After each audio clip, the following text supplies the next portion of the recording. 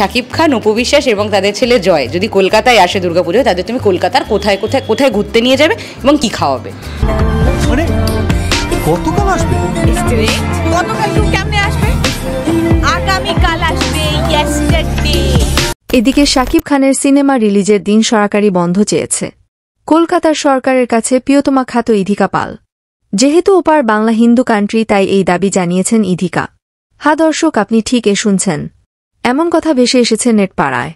সম্প্রতি শাকিব খানের তুফানের টিজার দেখার পর এপার বাংলা থেকে শুরু করে ওপার বাংলা পর্যন্ত তুফানের সাথে তুফানি করতে চায় সিনেমা প্রেমীরা। ইধিকাল বলেন, আমি আশাবাদী, আমার জীবনে যত সিনেমা বাংলা দেখেছি তার মধ্যে বিগ রেঞ্জের সিনেমা হবে এটি, যার নাম তুফান।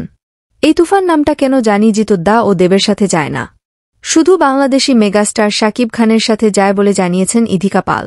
ইধিকা পাল আরও বলেন, বাংলাদেশে যখন আমি প্রিয়তমার শুটিং বিজি ছিলাম তখন আমি দেখেছি ওপার বাংলার মানুষগুলোক তো ভালো, অনেক কিছুই শিখিয়েছে আমাকে, আর আমার ভালো একজন বন্ধু পেয়েছি, তার নাম মেগাস্টার শাকিব খান। ইধিকা পাল শেষে বলেন, শাকিব খান ও আমার নতুন একটি জুটি আসছে যারা আমাদেরকে আবারও একসাথে দেখতে চায়, তাদের জন্য আবারও নতুন করে আমরা বড় পর্দায় আসছি। এই বলে ইধিকা পাল কথা শেষ করেন।